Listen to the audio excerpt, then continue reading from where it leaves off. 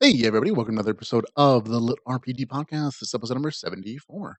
I'm Ramon Mejia here, bringing you the latest LitRPG news, reviews, and of course, author interviews. And this week I have 9 new LitRPG stories just for you and reviews. We're going to begin with new releases and reviews. The first one is going to be Delver's LLC, Adventures Capital. Then we're going to move on to Tundra Heart, Everdale Episode 2. And then Fragged 5, which is going to be the book in that series.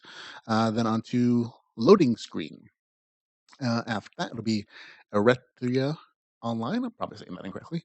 And then Trahe Adventures, Book 1. And then Quest into Hidden Realms. And after that, it'll be Avarice Online, the Seven Realms series. And last but not least, Monster Hunters, a LitRPG adventure. But of course, we are going to begin the show, though, with LitRPG news.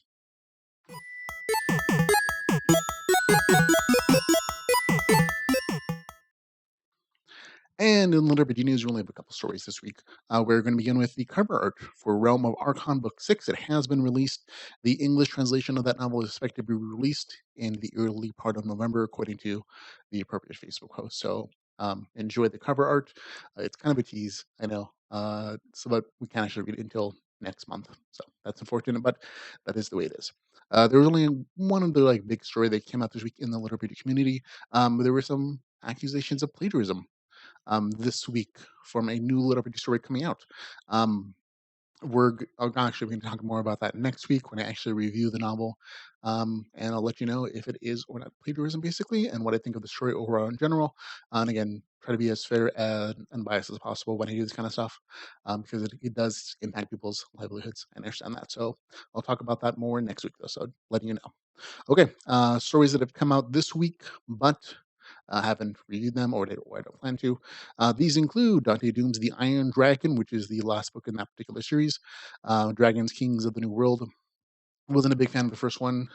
Also, kind of put off by the made-up author Dante Doom from the publisher. So I'm just skipping. I know some people really enjoy it. So if you guys like it, good for you. That's why I'm letting you know that the third one is out. Also, out is Into the Black, a sci-fi LitRPG, book number 5, Jargloth, written by Stuart Gross. Also, not reviewing this one for different reasons. The content of these particular series is very dark. There is even rape, which I'm just not a personal fan of, so I just chosen to skip this particular series entirely. That's not to say it's not good writing.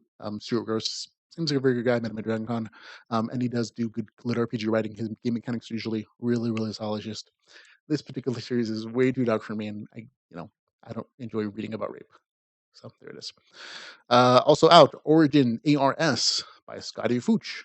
Not reviewing this one either. Sorry, Scotty. Different reason though.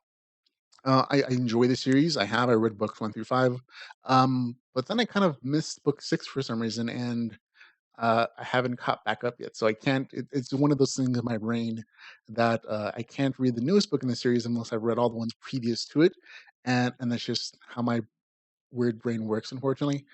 So I can't review this one until I've caught up, and I don't know that I'm going to have time. 9 books this week, 9 more next week, and that's including skipping these guys here. So a lot of stuff to read. But again, the only complaint about Scotty stuff has ever been like, oh, he doesn't write fast enough. Like he needs to get more stuff out. So that's always a positive. Okay, also out the final chapter of LitRPG Epic, World of Samar Book 4. Not reviewing this one either, so that's 4 in a row. And that's for the same reason as the last one. Book 3 just came out a couple weeks ago, so I can't read this one. I haven't read book 3. I can't read book 4. My brain won't let me. So sorry, guys. I hope people enjoy it. I enjoyed books 1 and 2 in the series. Okay, now for some other novels that I'm planning to read next week. This is going to be including The Accidental Warrior by C.J. Davis and Jamie Davis. And also Harmon Cooper's Fantasy Online Polynea, which is the second book in that series. Also, the Dungeon Core 1, The Wizard, Dark Dark World London, written by Galen Wolfe. A Cthulhu RPG. That's always an interesting combination. I've yet to see it pulled off successfully, like 100% successfully. So I'm curious to see how that one goes in particular.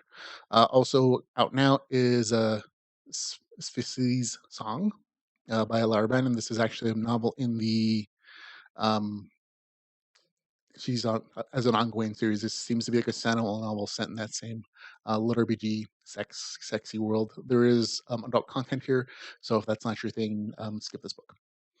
Okay, and again, that's 9 novels I reviewed this week. I've chosen to skip 4 for various reasons, but I also still have 9 more scheduled for next week. And so this is kind of a consequence of a lot of people deciding to write in the genre and publishing at the same time. So that just is what it is. But so that's the schedule. New in Lit RPG audiobooks. We have already engaged The Jade Lord, which is the 3rd book in that series, out as an audiobook now. We also have Life Reset by Schumer Kurtz. Really good novels, both of them audiobooks I'm looking forward to listening to or giving a sample to. The one by Life Reset is narrated by Jeff Hayes. So he's a friend of the podcast. Always does really good work. Then there's Dungeon Madness. Book 2 in that series is out as an audiobook, read by Vicus Adam.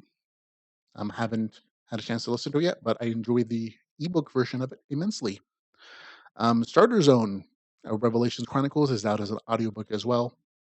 That one, well, you can look at the review if you want to check it out.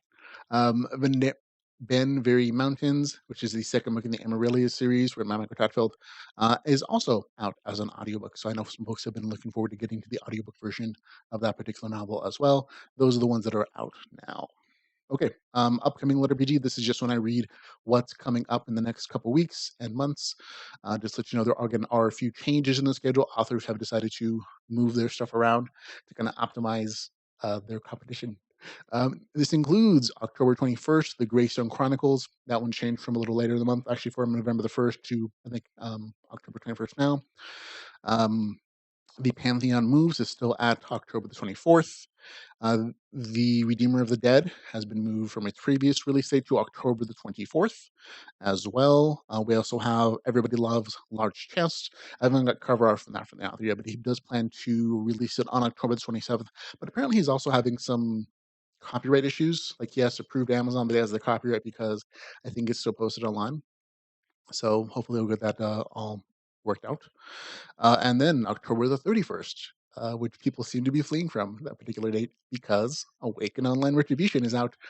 This is the side story in that series. But Travis Bagwell apparently is.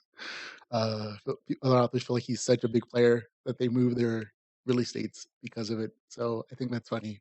But it's out on the 31st of October, as far as I know. Out on the 31st of October also is a new one, Beginner's Luck, Character Development Book 1, written by Aaron J. On the November the 6th, Underworld, Level Up or Die. And then on the November the 8th, Desert Born, Pateria Online Book 2. Shadowlands Book 3 is out on November the 16th. And the Airship, The Laboratory Book 2, Futuristic Dungeon Core by Skylar Grant is out on November the 17th. Infinite Assassin, which is Daggerland Online Book 2, out on November the 30th. And Amarillo Book 11 is going to be out in November at some point. There is no official release date at this point because the author had to move Book 10's release date a little bit. That messed up this one as well.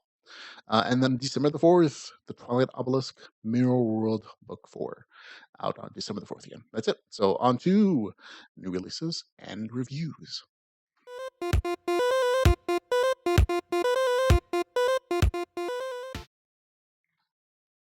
And in new releases and reviews, we are going to begin with Delver's LLC Adventures Capital.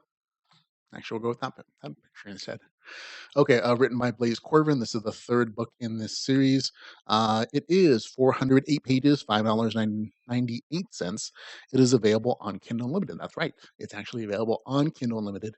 The author was kind enough to put the story back on KU. So everybody who has that can go there. Even if you didn't have Kindle Unlimited, the price per page count is fairly reasonable. You're paying a little bit more than a penny a page. So it's quite nice. I'll read you the author's description of the story. By working together, Henry Sato and Jason Booth have managed to survive their unwanted trip to Ludus, an experiment planet. However, Delver's LLC has made some serious enemies. If monsters, bandits, mages, criminals, bounty hunters, and even dark cults can be called some enemies. After their last battle, the two have been separated and must adapt or die. Henry, in particular, faces a trial by fire, perhaps literally, that may be impossible for him to overcome. The two American men will face their greatest challenges yet while working as conscripted Berber intelligence agents. But even while outnumbered and most likely outgunned, the former veteran EMT and resilient IT programmer will be armed with modern Earth know how. Unknown horrors are descending on Ludus, but Delver's LLC won't go down without a fight. So that is the author's description of his story. Okay, again, this is the third book in Delver's LLC, and I'm happy to report it's a great action-packed story. The first 30% of this novel is more of a straightforward story than the last couple.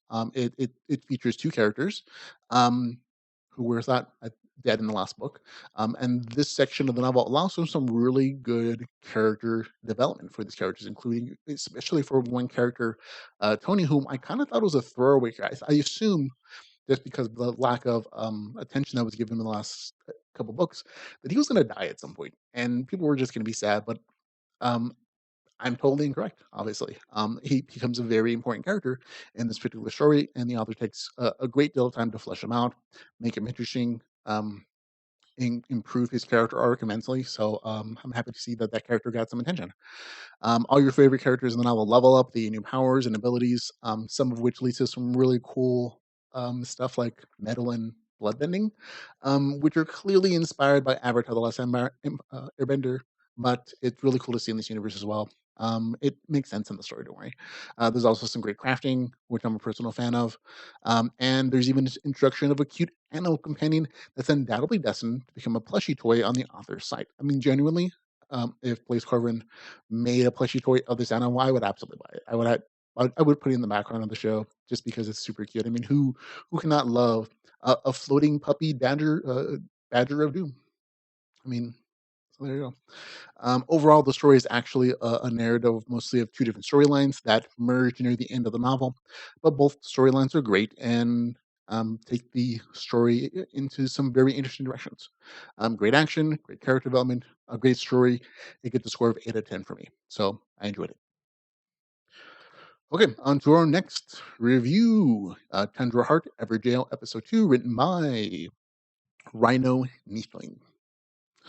Okay, this one is a short story, folks. 71 pages, $2.99. It is available on Kindle Unlimited. Um, I'll read you the author's description. Annabelle has been taken. Those words will change the choice of one timid young woman will wake for the rest of her virtual eternity. Thrown into a virtual world, Maya is saved/exiled from her world and perverted boss. Mastering her magic becomes a race against time to save the granddaughter of her mentor. Okay, again, this is a short story. It's really good, actually. I should say it's enjoyable. It's totally not worth 2.99 though. It is a good Kindle Unlimited read. I believe the author made some pricing decisions based upon like Kindle Unlimited downloadability and some other stuff. So be aware of that. But again, I would recommend this as a Kindle Unlimited read only. This is not really a sequel to Evergel, which is the first book in the series, as much as it is a parallel story set in the same universe, and eventually one that ties back into that first story towards the end. Maya works as an assistant in a government assigned workplace. When her boss tries to sexually assault her and she defends herself rather than risk the scandal involved, the government tosses her into a virtual prison. And there she gets the power she never had in real life, and it can help save a kidnapped girl. The novel is short, but the main character is relatable. She's very you care about her, even though she's kind of a little airheady. She's still a character that, because of the journey she takes in real life, you're like you empathize with her at least. And she has some nice magical powers eventually, and that's kind of cool.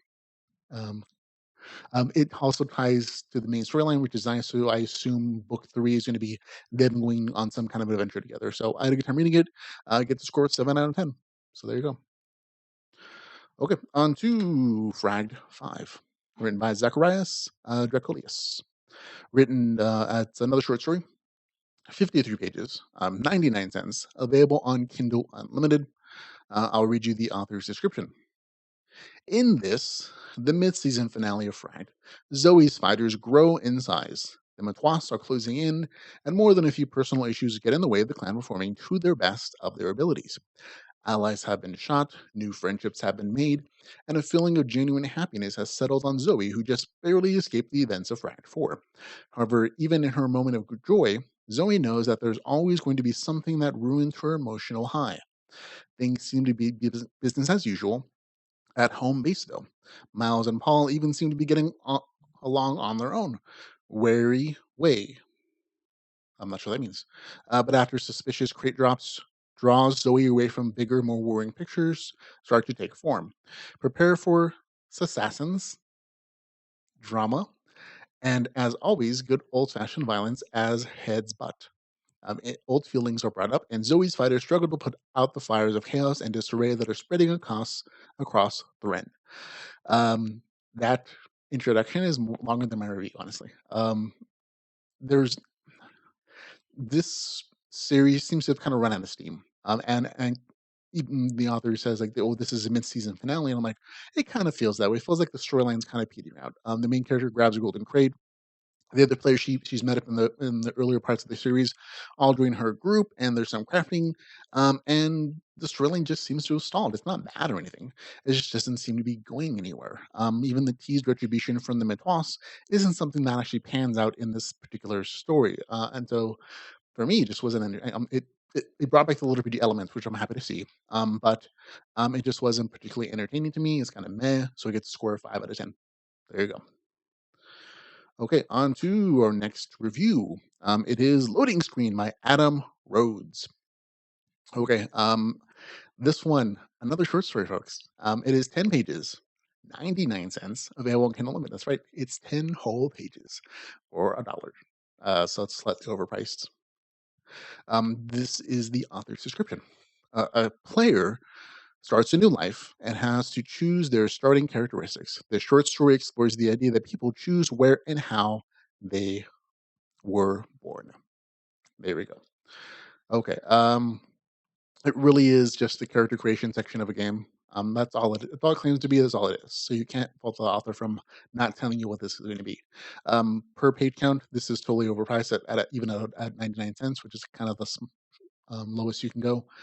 As a Kindle Unlimited read, I think it's worth your time. I mean, I enjoyed it. It has some very interesting ideas about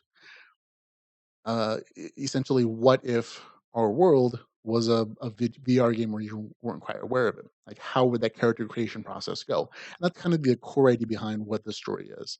The in the character creation options are interesting things like choosing your gender, your sex, upgrading to an upper class life if you have enough science points, choosing penalties based on whether your character believes in religion or respects authority, and at the end, it's just the character is born and the story ends. It's not complicated. It's not really long, but it is a very interesting speculative thought process. And again, I really recommend it if you have a Kindle Unlimited plan. That way you don't feel like it's a waste of your time or money because of the short nature of the story. But it does have a very interesting core idea. I, the the shortness of it kind of drew me down a little bit, but overall, I enjoyed it relatively to its page count. I get the score of 6 out of 10. So there you go. Okay, on to our next one. Eretriah Online, a LitRPG book written by Angel Nurses. Okay, this one is 344 pages, $6.90. Sorry, $3.96. It is available on Kindle Unlimited. Okay, I'll read you the author's description. Anya has never played a video game before, and now, on her first day in Eretriah Online, she is losing a fight against some slimes. Thalzos, a dwarf and experienced player, helps her. In the year 2057, many countries have gone bankrupt. Powerful multinational corporations control governments from their megalopolises, and in the remaining territories, living conditions are hard and almost unbearable. When Black Sith releases the first VR MMORPG, Eretriah Online, many citizens think that it can be their opportunity to thrive. Thazios, the leader of a gang, has some suspicions about the new technology and resolves to play. Anya is the hope of their family because she is one of the few fortunate girls that can attend high school. Her parents decide that she has to play the game, while Thalzos saves her. What he cannot imagine is the red-haired girl who owns the so-called useless magic has the potential to become one of the most overpowered sorceresses in Eretriah. So there you go. That's the author's description. Now, I have to address the glaring issues of the story. From the very first sentences of the story, you can tell there's some serious technical issues with the writing. The story seems to have been written by an author who normally writes fantasy and sci-fi in Spanish, and that absolutely shows here on every single sentence in every single paragraph. Um, so I would recommend that you either download a sample of the novel, and if you can't get past the first paragraphs, I mean, literally read the first paragraphs. You'll know very quickly if this is something you can ignore, like all those errors, or you can't. If you can, don't read the novel. It's just going to bug the heck out of you, and you're not going to enjoy the story. I'll read you a small sample from the story just to give you an idea. "Where is Sam?" asked the girl. She was in a white room, more luxury than her house or any place she has ever, sorry, um, place she has been ever inside, including the high school. So that is literally what some of the sentences are in the story. The grammar mistakes and everything. So just be aware of that. I think I was on 5. Yeah, there you go. And again, because of the language issues, the dialogue very often feels stilted. I was actually listening to it on a text to speech program, and that actually made it slightly more enjoyable because the text to speech program already has stilted like language issues because just of the technology. And so that combined with these like small, I mean, these errors everywhere, um, kind of made it not as noticeable. So if you use those kind of technology and programs, you still might actually enjoy this novel. If you can get beyond those language and technical issues, there's actually a rather good story here. It's set in a poor country where the main character on uses a 2-month game pass her family saved up for to try to gain us levels and hopefully find some good loot to sell for some real world money and bring her family out of poverty a little bit. The game mechanics of the story are really solid. They're detailed. There are quest notifications, there are character sheets, item descriptions, lots of like RPG stuff throughout the entire like game portions of of the story that anyone who's ever played an RPG or MMO should be familiar with. So there's lots of RPG stuff in there. The only original game mechanic in the story is the magic system, and it's based on colored mana. There are 11 colors of magic in the story, each corresponding to a different kind of magic. Like red is fire, I think green is like growing or whatever, white is healing.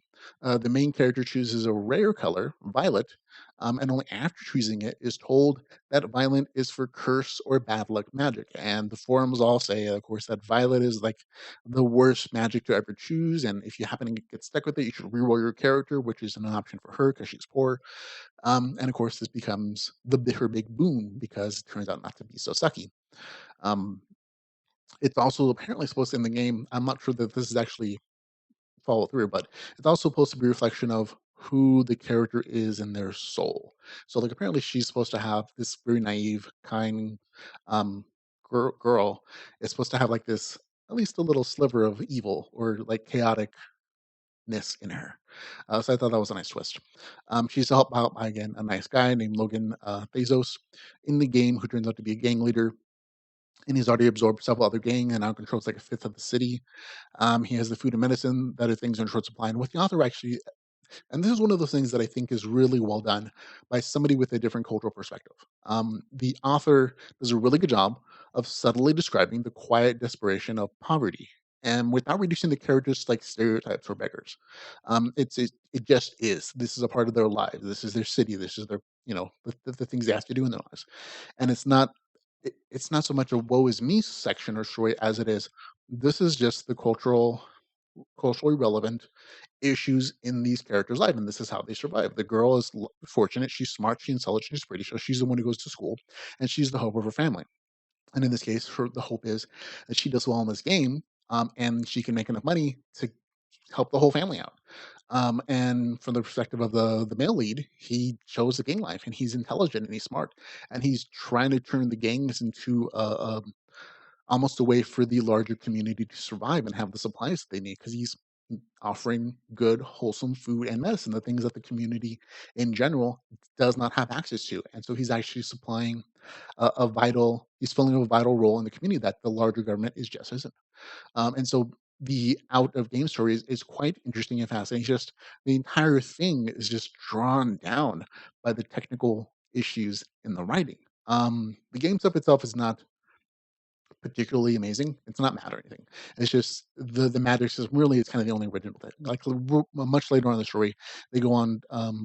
It's basically just a bunch of quests, level up. The girl discovering how to do the game and become better at it with the help of the guy, and them going on adventures later on. But it's also just that different perspective of life that I think adds a nice layer of interest and flavor in the story. But again, just bogged down by all these technical writing issues. And I've heard that the author plans to do a second draft of the story where hopefully most of this is taken care of. But as of the version that I'm reading currently, they're there, and there's such a huge thing that I have to take off at least one point because it is a seriously going to affect a lot of people who read the story. Like if you look at the Amazon ratings on this thing, they're really bad because most people just bad writing, bad technical issues. That's it for them. But for me, I actually enjoyed it. I'm gonna give it a score of 6 out of 10, basically taking off 1 point for just like these huge, like really not ignorable technical issues for most people. So there we go, 6 out of 10 from me. Okay, on to our next one, next review. Trahe Adventures, written by M.L. Lewis. So there you go. Okay, this one is 378 pages, $4.99. It is available on Kindle Unlimited. The author's description. Come along as Mark and Joey's LitRPG adventure inserts them into a computer gaming world with dangers, secrets, loves, and terrible enemies. Friends are lost and must be found if they are ever to escape, and like any good computer game, the heroes of the story must grow strong to accomplish their goals. That's one sentence. Can Mark and Joey survive? Can they thrive? Can they find their friends? Come along and find out. So there we go. It seems like a very friendly introduction to this series, to the novel, I should say. Um, the first 22% of this novel is a complete and utter waste of time. I kid you not. I don't say that lightly.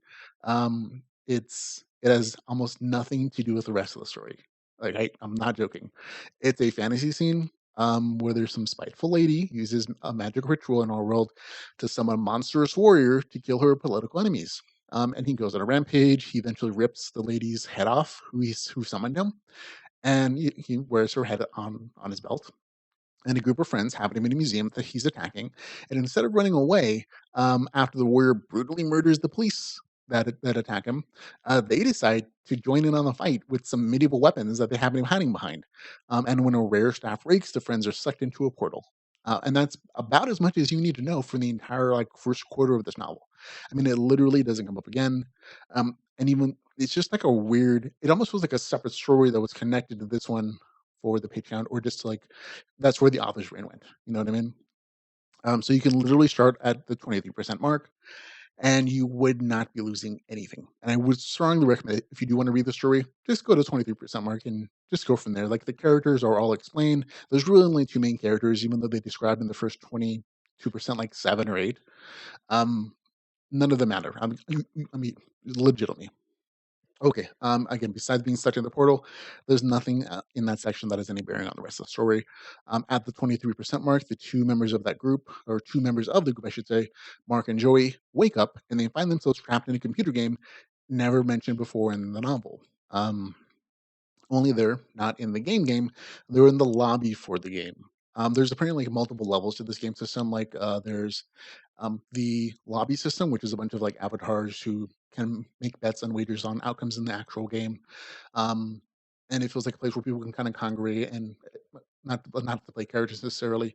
Then there's a second level to the game. In the lobby, there are mirrors or like screen that people can view the world of the game, and they can like connect to NPC characters and live out lives there, and it's very complicated and interesting and everything.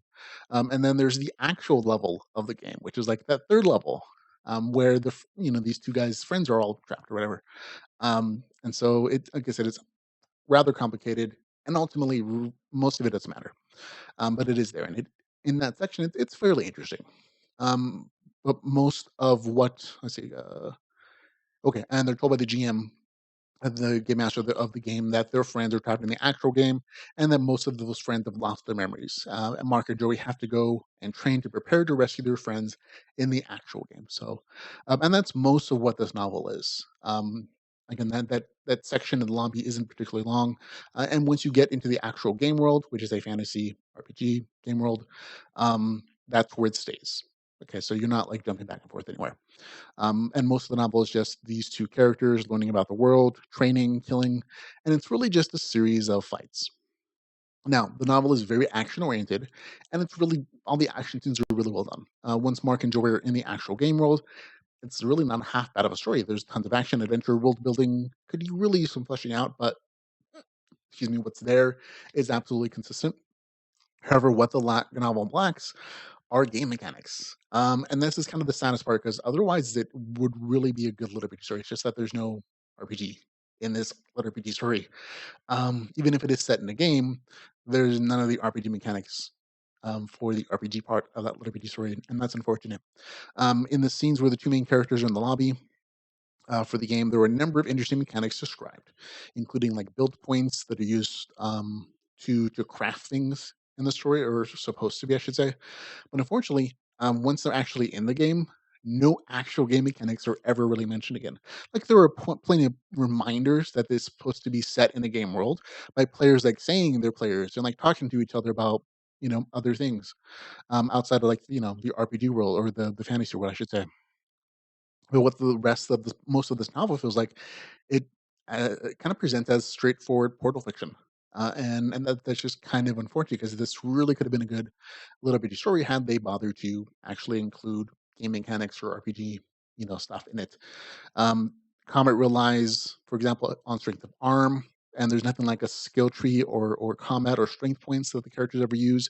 Comet is again visceral, fierce, and well written, but it's again described the same way it would in a fantasy novel. And this is one of those things that kind of distinguishes lit RPG from like video game fiction or from just fantasy and sci-fi, is that the mechanics of the world are actually told to the characters and to the readers, and so there's really no need to hide it in there. It's just one of those things I think that the author doesn't quite understand that it's okay to do so, or that it's important to do so, I should say, because the characters do grow in power, but it's almost like they go to sleep, they wish for some powers, and they wake up with them, and that's the extent of like that increased power curve. Um, Even in the magic system in this world, it's described this way as connecting to the cosmos and storing its power to be shaped by the will of the mage instead of, oh, here's some spells you get to choose from, or something a little more game mechanic.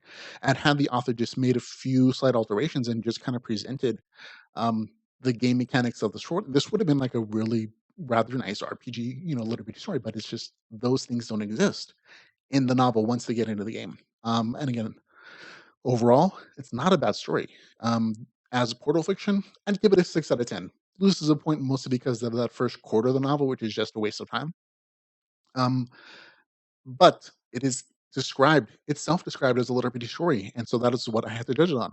And it just doesn't have RPG mechanics or game mechanics at all, unfortunately. And so it gets a score of 4 out of 10. So there we go, which is unfortunate. Okay. On to the next novel. It is going to be Quest into Hidden Realms, Hidden Realms Lit RPG Series, Book 1. This is 434 pages, $2.99. It is available on Kindle Unlimited. The author's description: the game just got serious. Bricklayer by day, level 35 battle mage by night, Eddie Kilroy lives to play Realm of Battle as Killiam, escaping the tedium of his job. Learning of a secret dungeon hidden in a vast swamp, Killiam and his friends charge off to challenge it. After grueling running battles with goblins, orcs, barbarians, and other fell creatures, they win through to the end. Yay. Only no treasure awaits the victors. Instead, they find an ordinary altar, but one which asks if they want to enter the hidden realms. Duh. Of course they do. Who doesn't want to level up in the game? Big mistake. They can see no way back, no way to log out. Now trapped in the game, they face higher and more dreadful consequences, and all with no certainty that they might ever return. So there you go. That's the author's description of the novel. For the page count, seriously, good pricing. Again, 434 pages, $2.99. Also in Kindle Limited, so all good stuff. And again, the novel starts with a group of players in a game, and it stays there the entire novel. There's actually no real life storyline here at all. Everything's in game. So that's, I mean, it's not necessary or anything, but it's always nice that the author kind of focuses on one thing at a time. This is basically a trapped in a game dungeon crawl story with some good group banter thrown in as a summary of like tropes. The first 12% is character development of the five main characters and a dungeon dive that gets them all trapped in another level of the game permanently. From 12 to 32%, you actually have multiple narratives as the group is split up, and they have each have like little small adventures that inform them about what kind of hard knocked world they're stuck in. And then by the 33%, they all meet up and they go looking for a way back home while killing monsters, getting levels, and collecting loot. And that's seriously what most of this novel is. It's not complicated. It is just like an action adventure kind of story set in a legitimate LitRPG world. The game mechanics in the story are there. They are throughout the entire story from the very first page, levels, player kill count, alignments, item descriptions, the whole shebang. And while these mechanics exist, they don't always make sense, and they aren't always consistently applied. So the mechanics all exist. They're all. I mean, it is a LitRPG story. Just because you might have bad game mechanics in a story doesn't mean it's not LitRPG. Again, the mechanics are all there. They're through the entire story. They matter. Having demonstration of mechanics in the game world. The characters progress by those powers. So LitRPG 100%. But some of those mechanics just don't make sense, and game logic is just sometimes thrown out entirely, and that kind of bugged me. Most of the most egregious examples revolve around combat. The group, this is slightly spoiler, so skip ahead if you don't want to hear this little tidbit. The group, when they're trapped in the game, they're reset from like level 30s, 40s, 20s, whatever it was, back to level 10. And yet each character seems to have the miraculous ability to one shot kill their opponents who are sometimes 10 to 15 levels higher than them.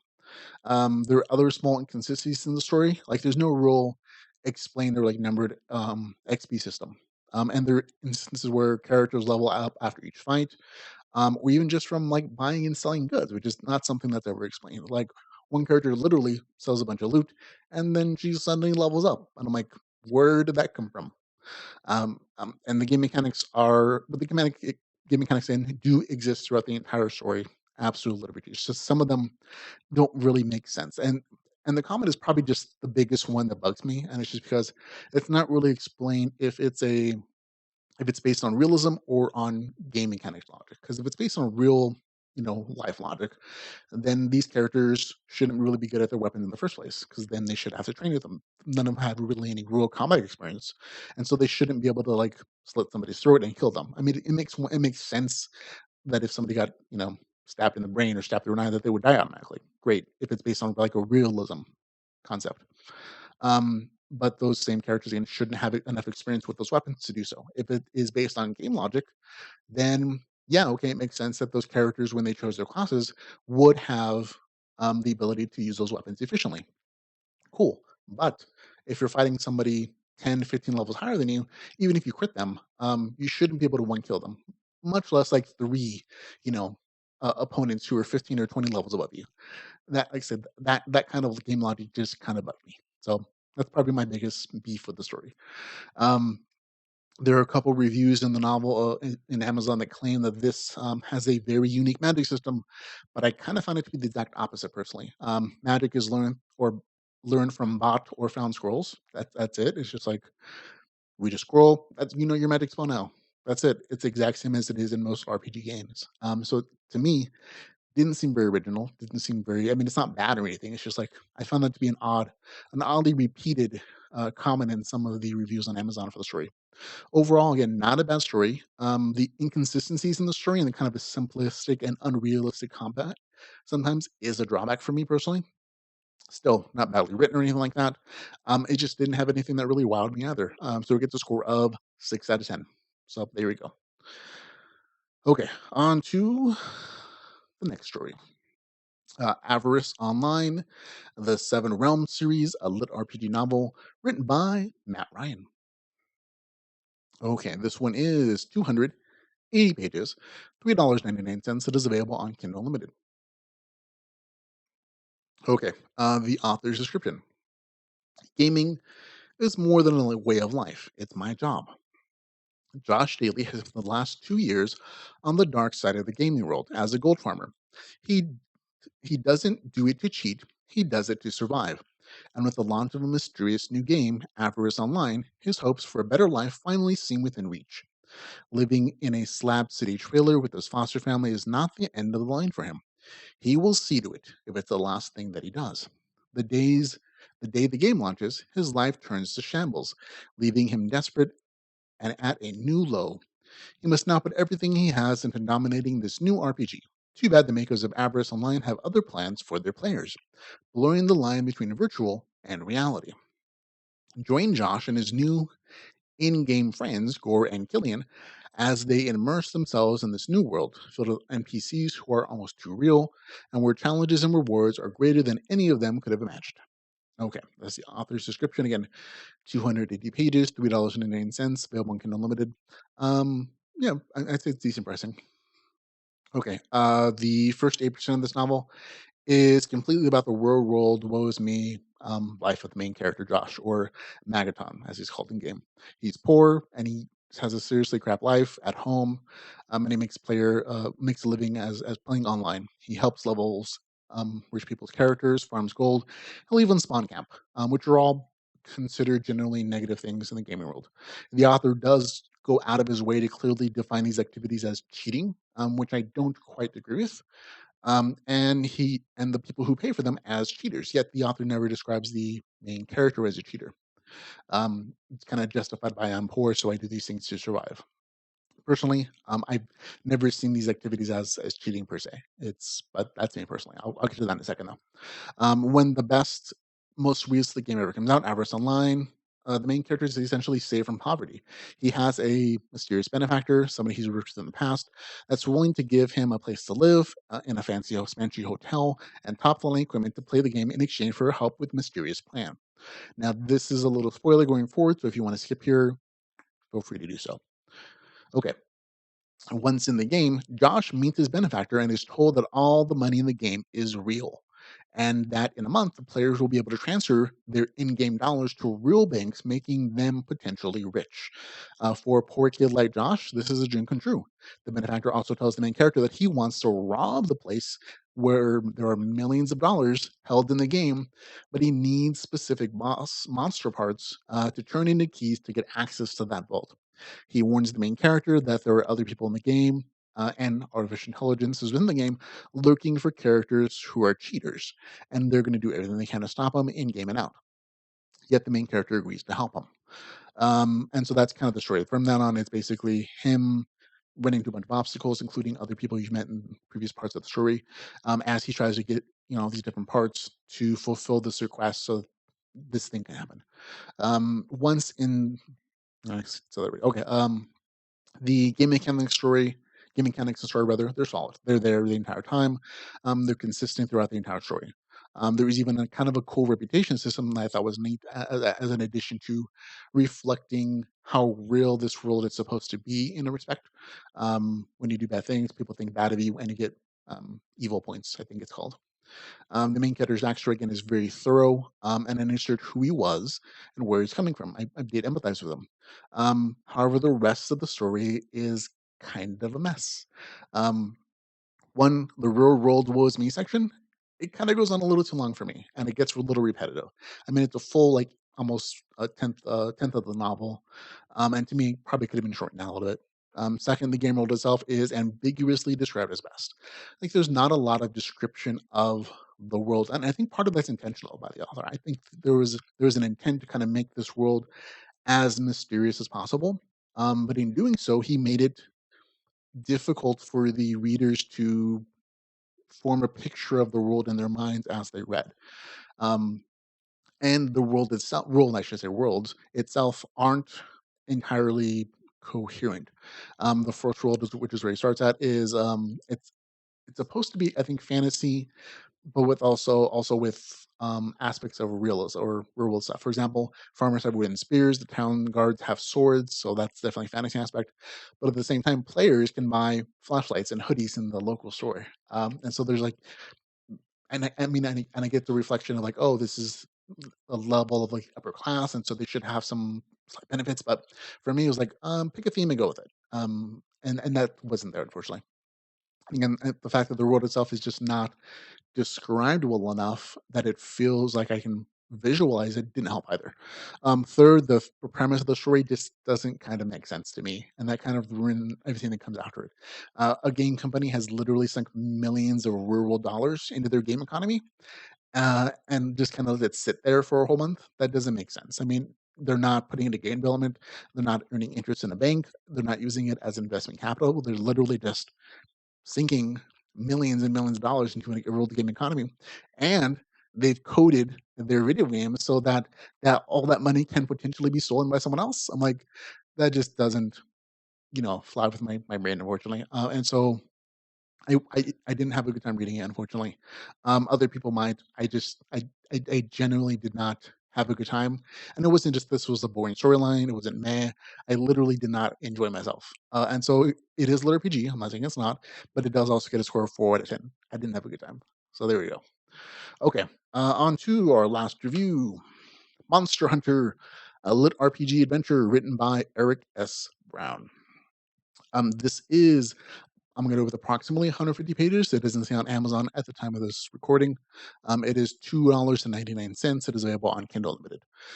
The author's description: in a totally immersive world where players hunt monsters for money and glory, Walt leads one of the best teams around. Something has gone wrong, though, with the game, though. The safeties are off and there is no way out, and the monsters are hunting them. Death inside the game has suddenly become very real. The hunters are now the hunted in this monster packed thrill ride of all out horror and action.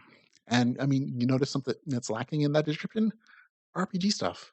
There's almost no mention of it. I mean, there's literally no mention there at all. It's just that it's in the game. And that's going to be part of my review, unfortunately.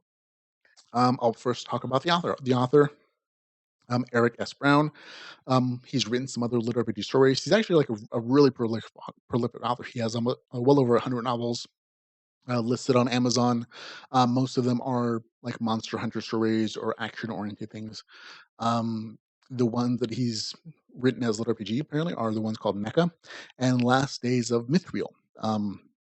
They both were advertised as LitRPG when I reviewed them originally, but they both also lacked game mechanics, or like coherent ones, I should say, for Mithril. And that's kind of the issue here as well. Um, the author attempts to kind of front load some game stuff. The very first few pages of the novel are just character sheets for all the characters. Like, it tells you like their classes, their abilities, things like that. And that's probably the most RPG mechanics you ever get in the entire novel. It's just those first few pages. I felt like the author was like, "Here's some RPG stuff. Leave me alone for the rest of the story." I mean, that's what it felt like to me when I was reading this thing. There are some other mentions, like in the actual story, of like things like experience points or cash points, which are supposed to be used, but those mechanics are never ever seen again after they're actually mentioned.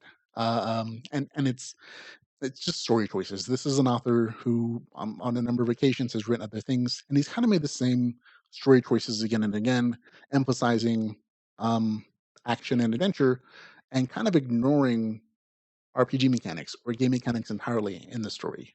Just he kind of uses the title RPG to describe, oh, this story's set in a game, so it's RPG, lit RPG, right? And it's just not the case.